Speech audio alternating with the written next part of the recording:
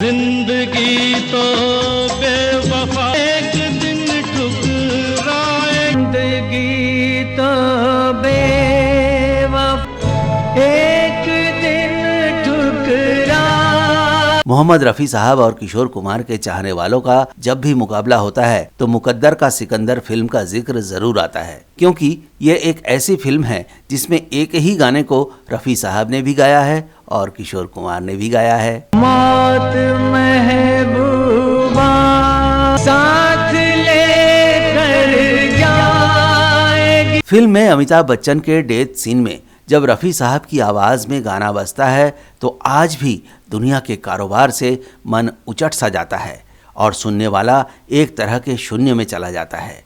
अमिताभ बच्चन, विनोद खन्ना और राखी के इस भावुक सीन में जैसे ही मोहम्मद रफ़ी साहब की आवाज गूंजती है तो दर्शकों की आंखों का कोना गीला होने लगता है। वो मुकद्दर का सिकंदर। फिल्म में ये गाना 2 बार आता है, एक बार अमिताभ बच्चन के बेफिक्र और बेबाक अंदाज में, होते हुए आते हैं सब हंसता हुआ जो जाए, और दूसरी बार जब फिल्म में अमिताभ बच्चन अपने प्यार और दोस्ती की खातिर सर्वोच्च बलिदान दे देते हैं तब।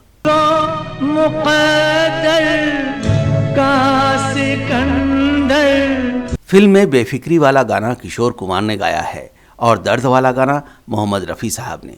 मतलब एक ही गाना 2 सिचुएशन में 2 अलग अलग गायक गा रहे हैं। जब किशोर कुमार बहुत खूबसूरती से ये गाना पहले ही रिकॉर्ड कर चुके थे तो दुख भरे सीन में केवल एक अंतरा मोहम्मद रफ़ी साहब से क्यों गंवाना पड़ा? ये सवाल निश्चित रूप से आपके मन में भी उठ रहे होंगे।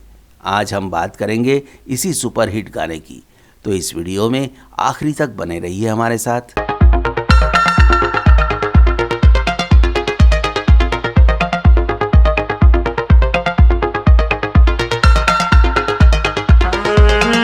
ये वो दौर था जब Amitabh Bachchan larger than life बन चुके थे।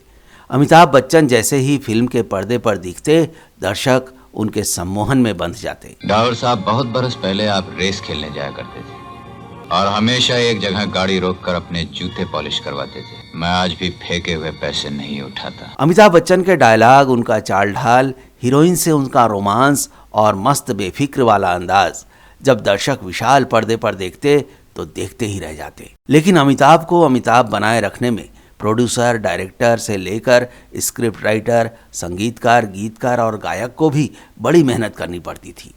उनके लिए हर फिल्म में बेस्ट टीम रखी जाती थी। मुकद्दर का सिकंदर भी एक ऐसी ही बेजोड़ फिल्म थी। इसमें अमिताभ और विनोद खन्ना की सुपरहिट जोड़ी, बेहतरीन डायलॉग, जबरदस्त रोमांस, इमोशनल सीन और अमिताभ बच्चन का जादू शामिल था।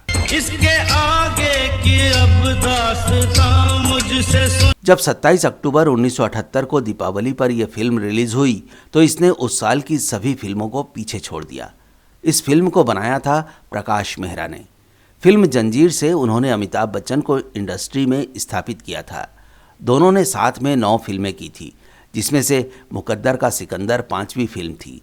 ये फिल्म एक अनाथ युवक की कहानी है जो न केवल अपने हिम्मत और हौसले के दम पर दुनिया का मुकाबला करता है बल्कि बहुत कामयाब भी होता है, लेकिन उसे अपना मनचाहा प्यार नहीं मिलता। फूलों में, कलियों में, सपनों की गलियों, तेरे बिना कुछ कहीं ना। मुकद्दर का सिकंदर फिल्म के लिए संगीत कल्याण जी आनंद जी ने दिया था।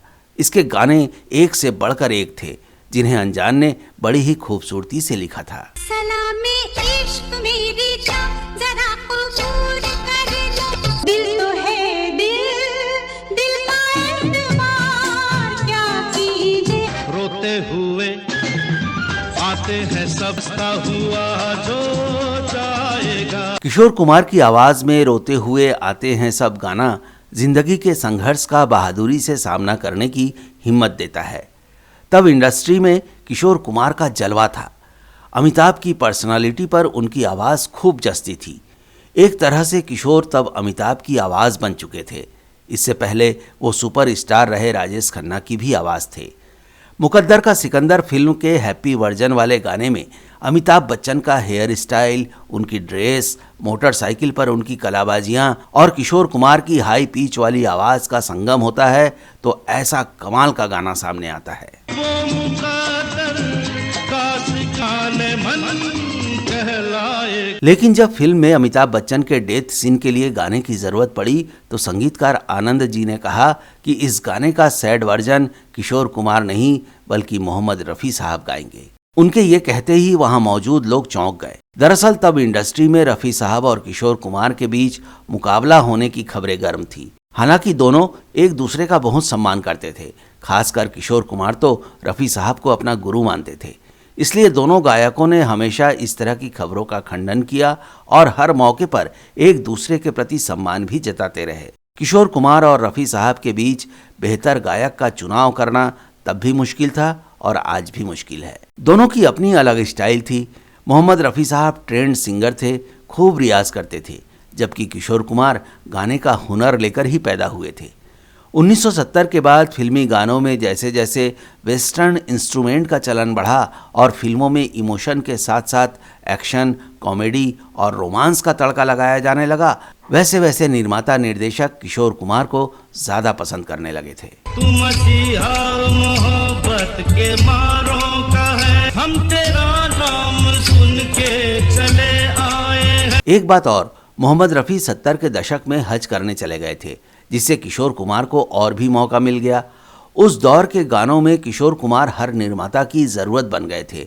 देव आनंद से लेकर राजेश खन्ना और तब के मौजूदा सुपरस्टार अमिताभ बच्चन के लिए उनकी ही आवाज़ चलती थी।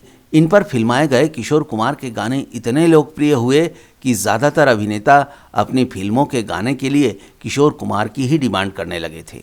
ऐसे में मुकद्दर का सिकंदर फिल्म में मोहम्मद रफ़ी साहब की आवाज़ का संगीतकार आनंद जी का सुझाव लोगों को हैरान कर रहा था। तब आनंद जी ने बताया कि फिल्म के इस आखिरी सीन में भावनाओं का गुबार फूटेगा। हीरो अपने दोस्त और अपने बचपन के प्यार के लिए जीवन का बलिदान कर रहा है। इस सीन में सिंगर की आवाज़ में जिस तरह का मॉड्यूलेशन और भावनाओं की तीव्रता की आवश्यकता है वो केवल मोहम्मद रफ़ी साहब ही पूरा कर सकते हैं।